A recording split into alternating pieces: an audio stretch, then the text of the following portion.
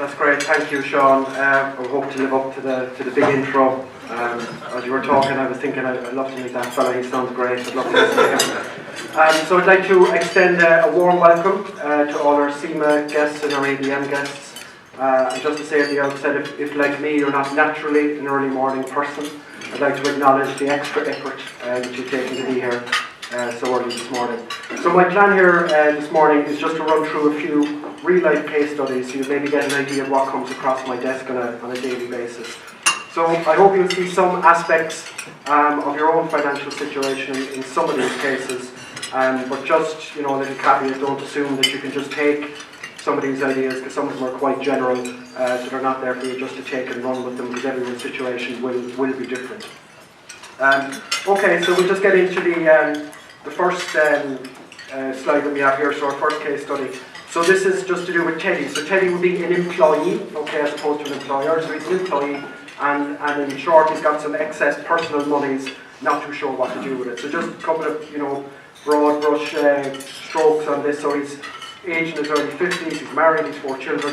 He's an active member of his employer's pension scheme. He contributes 5%, his employer contributes 5%. He's 300,000 in an ex-employer's pension scheme, and he's planning to transfer that currently into his employer's pension scheme. He's a small-ish variable rate home mortgage of 50,000. He's 200,000 on deposit that he doesn't need. He's frustrated with low interest rates and dark to 39%. So he's come into me seeking advice, and as he sees it before he's come into me, he believes he's kind of two choices. One is to buy an investment property, and the other would be to buy an investment bond from his local bank or life company. So I'll probably confuse Teddy straight away, because I'll advise him to do neither of those two things. And just for a couple of reasons. One is structure. Neither of those two ideas have a tax efficient structure. When we're looking at buying an investment property, he can expect to lose half his rental income and taxes between income taxes, PRSI and USC. And when we come to the investment bond, the story isn't a whole pile better. He will lose 41% of any growth via exit tax when he goes to encash his bond. And if he leaves his bond untouched after 8 years, there's a deemed encashment where the life company or bank are obliged to go in and effectively, I suppose, raise his fund, take 41% of the growth and pass it on to the revenue commissioners. Also, aside from structure, particularly with the investment property, I have issues around the investment strategy.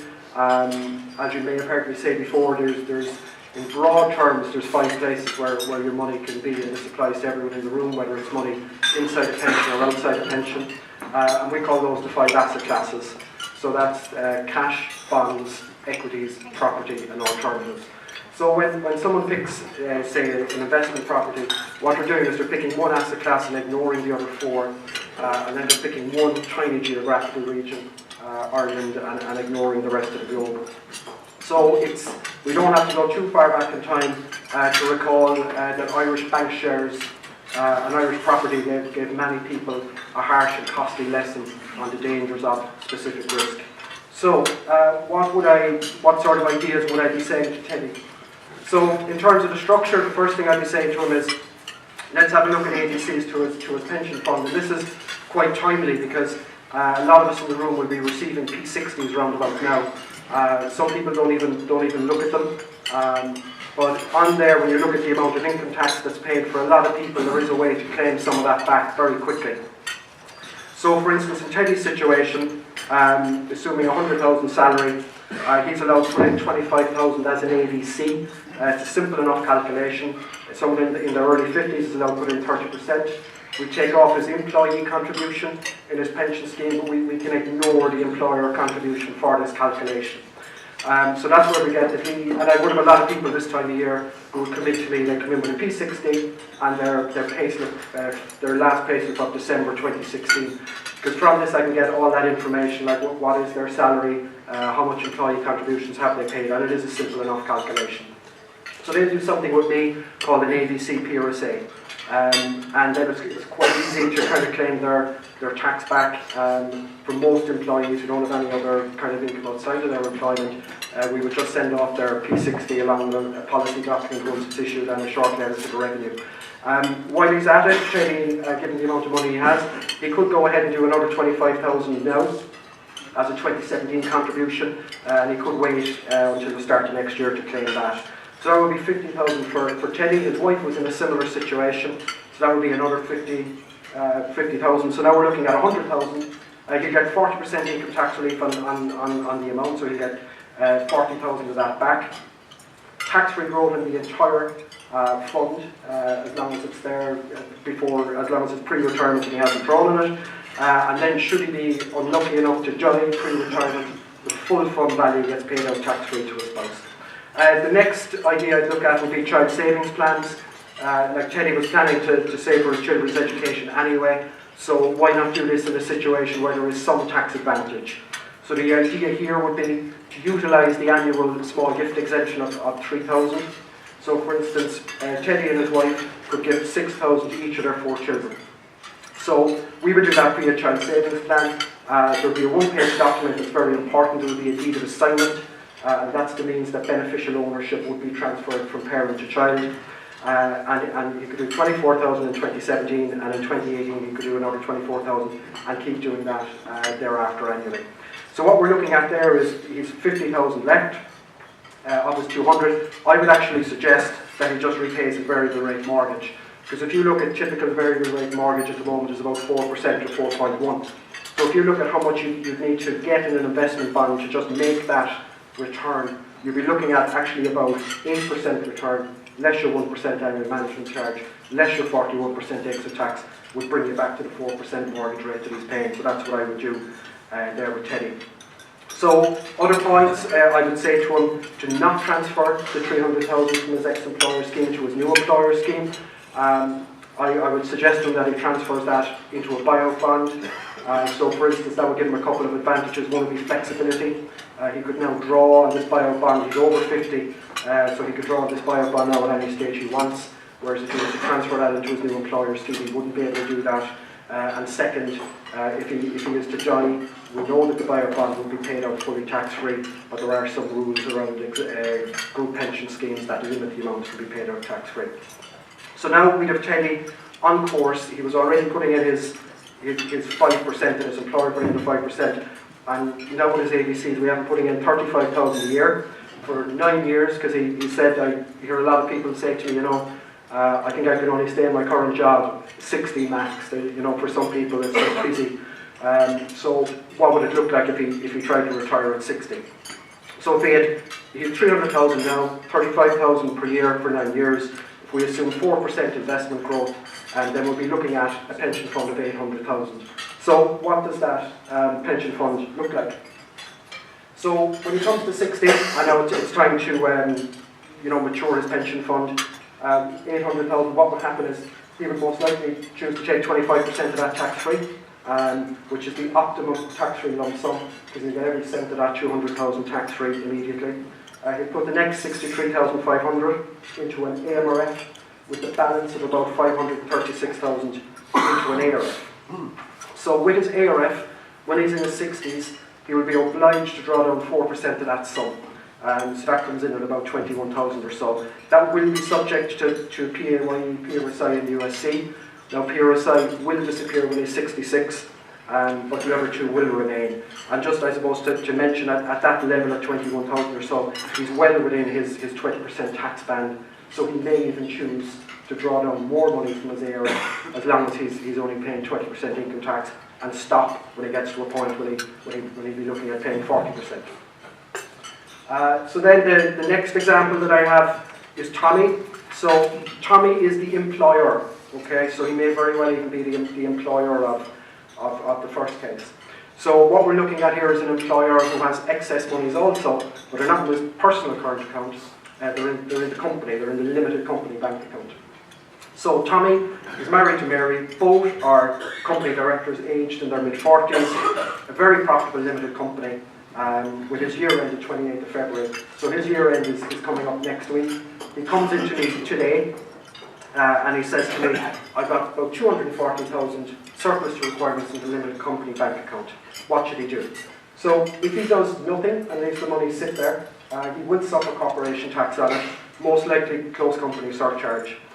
Should he decide to take it out as salary, he's going to suffer up to 55% personal taxes, with his 40% income tax, with 4% PRSI, and he'd be into the 10% USC bracket. So I would be suggesting to Tommy that he transfers this out to his own pension fund, to himself and his wife's pension fund, to use that tax-efficient pension structure. So I would be saying that he transfers this out as employer-paid contributions, okay, as opposed to employee contributions. In terms of the structure, we already would have faced this when we set up this policy. We would have had a choice between an executive pension, a personal pension, or a PRSA. So we would have chosen an executive pension over the other two for reasons of funding ability and tax efficiency. So with regard to funding ability, employee contributions are a percentage of someone's salary, as we saw in the last example, but employer contributions is a totally different set of rules and many times can actually be a multiple of a person's salary. We would prefer employer contributions to employee contributions. We saw with employee contributions that he will save the income tax, but with employer contributions you're effectively also saving on the PRSI and the USC when you're comparing it to taking that money as salary. So, given sufficient salary in service, that just means given that his P60 amount is high enough and he's done a number of years service with his company, we're in a situation there with a full 240,000, as in 120,000 transfer to each director's pension fund can just be taken out in one go out of the limited company bank account today and put into their pension funds. Now they will get corporation tax relief on this, and it's just to mention that normally on large amounts corporation tax relief can be spread forward up to 5 years. So then just to have a look, as we can see, Tommy and his wife would be, at that level of funding, would be well on target to get to 2 million, which would be the limit, the upper limit on pension funds. And just have a look at what 2 million might look at as a pension fund. So 25% as your tax lump. So that's 25% to 2 million is 500,000. So the first 200,000 of that is tax-free, and the next 300,000 is at 20% tax only. So that means he would lose 20% of the 300,000, so he'd lose 60,000 in tax, and he'd have 440,000 immediately. The next 63,500 he's obliged to put into an AMRF, with the balance of about 1.44 million goes into this ARF. So again, he's obliged to take down a 4% drawdown each year when he's in his 60s. So we'll be looking at a number there of about 57,000 or so. Then just to mention, with the executive pensions that Tommy and his wife had, they're individual schemes, so there's a lot of flexibility with them. And I've actually even had company directors who are members of their own group scheme, so they were a member just like all their employees. And some of them have actually chosen to come out of the group scheme and set up their own individual executive pension scheme. And just some of the reasons, one would be to do with your normal retirement age. We might start off, typically in most people's pension scheme, there's a normal retirement age of 65, and it's set by your employer and it applies to the group as a whole. When you have your own individual scheme, you could start off with any normal retirement age you want, say 65, but you can actually amend that and change that later as your circumstances change. So for instance, Mary might be in a situation where she doesn't need to draw on that pension fund at all. So she might actually push her normal retirement age out to 70 and just leave her funds sit there. And she was wary of the fact that she knew when she drew in her fund she would have to take some monies of 4% or so of the ARF, which is taxable income, and she didn't need to take it and didn't want to pay the tax. Tommy, on the other hand, might be more of a spender, and he might say, actually, I'd like to get at that money early. So Tommy might move his NRA to 60. So all that happens is one day, when Tommy wakes up and it's his 60th birthday, he goes into his company like he always did, except now, just because he's 60, he's allowed to draw on his pension fund. If Tommy said, can I get at this money earlier, access is possible from age 50, okay, but normally it would be subject to Tommy leaving the company. He'd actually get a P45 and sever all his ties with the company, which generally means that he'd sell his shareholding. I have actually seen other directors, these are all the ideas of flexibility. The last one I just saw was a company director with a large fund.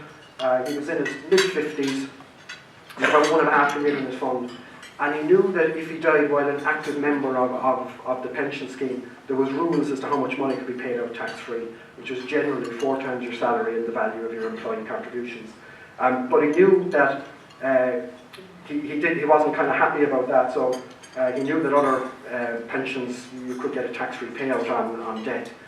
So what we did was we actually wound up as individual one-person scheme, transferred it to a buyout bond, which created a preserved benefit under the Pension Acts, which meant now that if, say, Tommy in this situation, if he was to die pre-retirement, before drawing on that, the full amount would be paid out tax-free to a spouse.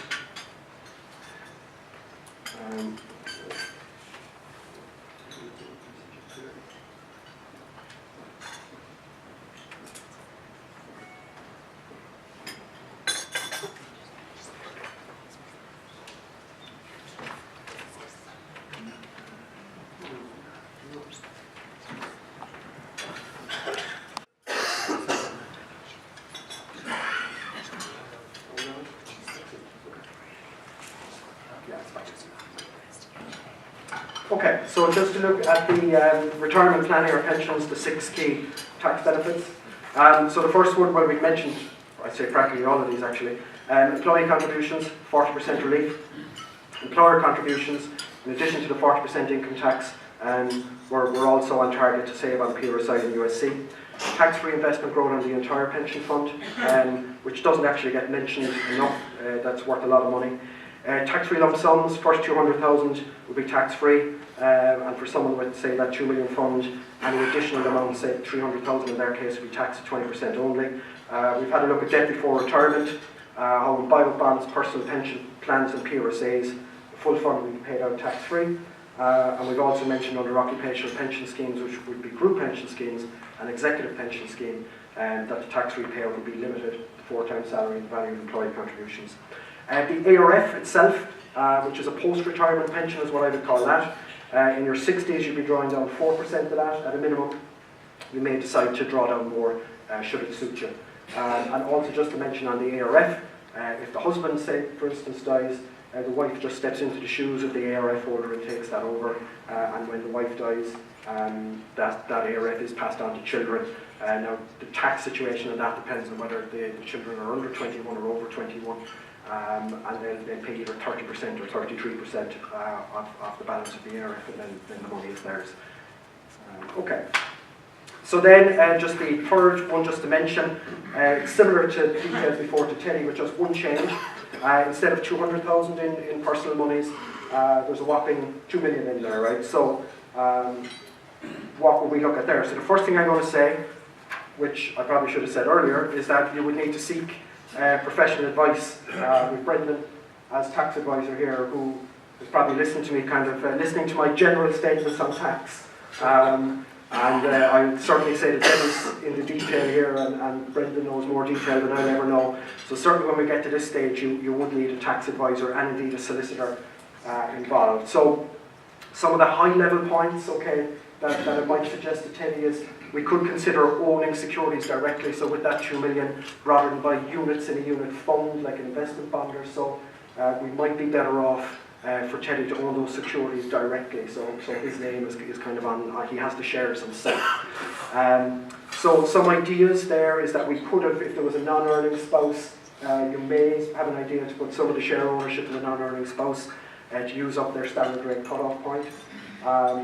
Debt does not trigger a capital gain, which is a big benefit for owning securities directly versus investment bonds, and also making use of losses forward. If, for instance, Teddy was unlucky enough to have had bought Irish bank shares, he'd obviously be down a lot of money. So this would be a way where he can use those losses forward against any future gains. Now, I have said capital gains tax losses can be complicated, and they are complicated, and you would need somebody there like Brendan to make sure that we get this working to the most optimal way that we can. Also, we'd be mentioning in this case, when we're talking about, say, 2 million, of course, we'd be bringing up CAT, capital acquisitions tax thresholds, very early. And just to mention that from parent to child, you could gift up to 310,000 before hitting tax at 33%. For other blood relations, it would be 32,500, and for anyone else, we'd be looking at about 16,000. Just to mention family partnerships, they were mentioned in a previous breakfast in detail. So I'm just going to mention them just that they're noted, and that they could be used as a way for parents to gift that 310,000, and indeed the ongoing amount each year, the small gift exemption, And just the idea here is that he's getting subject to the legal structure of a partnership agreement with perhaps a parent as a managing partner. So even though they're gifting the asset, they retain control over how it's used. Also, just to mention Section 73 gift tax insurance. This was mentioned in a previous breakfast also. And just it's more widely known as the Section 72 concept, which is life insurance that is used to pay inheritance tax. So Section 73 is a similar enough concept where you have a savings policy that can be used to pay gift tax. So in other words, this savings policy itself, when it pays the gift tax, is not deemed to be the gift itself.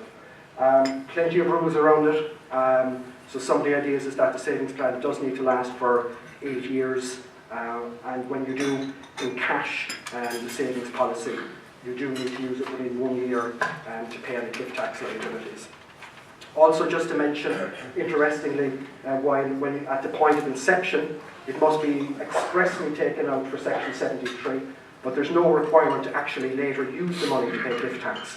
So it's like you take a policy out and you have the option but not the obligation to use that to pay gift tax down the road. So it is quite flexible. So for instance, somebody might isolate a portion of their investment, say either 500,000, and say they're going to use the Section 73 idea. So over the course of 8 years, they could actually transfer the proceeds into the Section 73 policy, and then they may choose to use that to pay gift tax down the road. So it's not as popular as it should be. I think it's not very well known, and I think as well some people may have had a bad investment experience, may have had a narrow investment strategy, and that may not have worked out for them. So then, just to sum up here, this is just my last slide, and it's just a two-word: structure and strategy. Okay, so I spent my whole time here really talking about structure. So we've looked at pensions, the likes of executive pension schemes, personal pensions, PRSA, buyout bonds. I've mentioned child savings plans and how we can use a small gift exemption. And then I mentioned how we need the help of others when the level of complexity increases, and we're looking at investments, maybe directly owned securities versus investment bonds, family partnerships, and Section 73 plans. So, as I mentioned a few times, you need someone Brendan involved on the structure. When it comes to investment strategy, I'm delighted Richard is here to speak on that, because it means I don't have to. But investment strategy for me, even though I spent the whole time speaking about structure, investment strategy is actually the starting point when I meet a client.